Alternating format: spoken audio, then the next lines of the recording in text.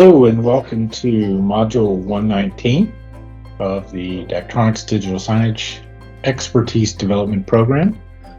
In this module, we're going to talk about spanning, what spanning means in terms of content, displays, some player settings, information, and even touch on VCS.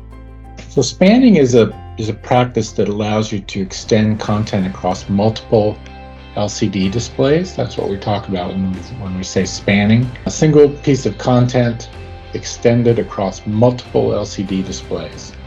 That set of LCDs acts then as a single canvas, and that canvas extends visual impact and increases effective messaging.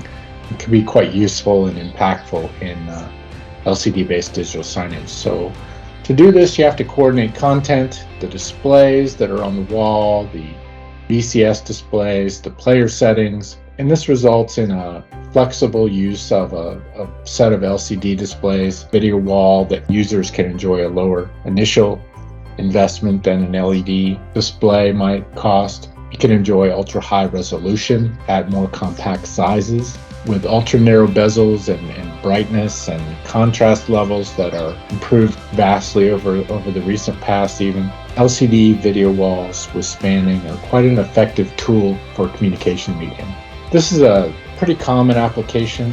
This is a health facility donor wall, and we'll take a little bit closer look at how you might accomplish something like this. One way, and there could be several ways to do this, but one way you could approach this is to use our 4-output DMP. The 8124 is the model that we use for multiple output, higher resolution, higher processing applications. So you might take this and look at it as a series of displays in VCS with a central zone that has 2 outputs from the player that are mapped to 2 different zones in that central area of the overall application.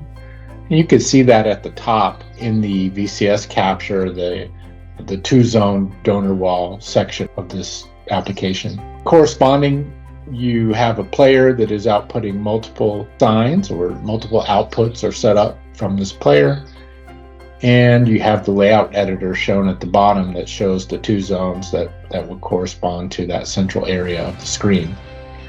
If we go back up and look at the VCS capture at the top right there, you can also see a display for the wall bottom and the wall top. Those are two separate areas that could enjoy separate scheduling, separate content, separate outputs from the media player. And so correspondingly, once you get all this configured, then you would have this application with 3 displays that are where content could be scheduled to each of those, and then the central display would have 2 zones, and that content could span multiple displays within that area, or be divided up into 2 zones like is shown here. But the point is that it's flexible in the way that you would go about sort of creating this application and the parts that go into it.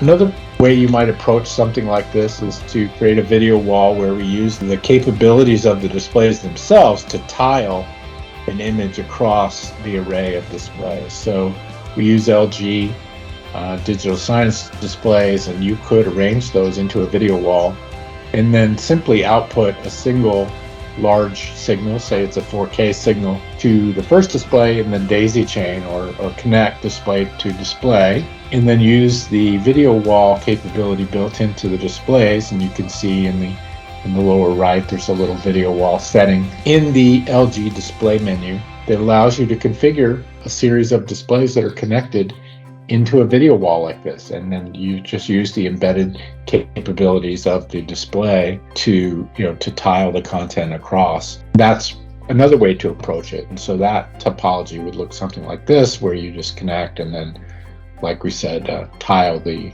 images and control across the array of displays. So you would send the HDMI and then DisplayPort between display to display to display. You would also send display control over RS-232, and then a jumper cable from display to display to display, and that allows you to control the video wall via the VCS display control capability. Gone are the days when calibration and bezels were really a problem or real negative to LCD video walls. Calibration tools are very sophisticated now and very easy to get a perfect match across all the displays in the array.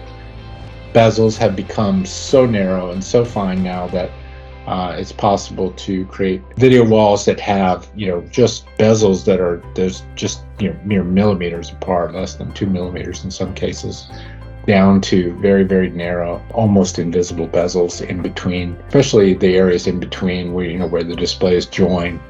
You get that black line. You'll still see a line there, but all things considered, the effectiveness of the LCD-based video walls has really improved.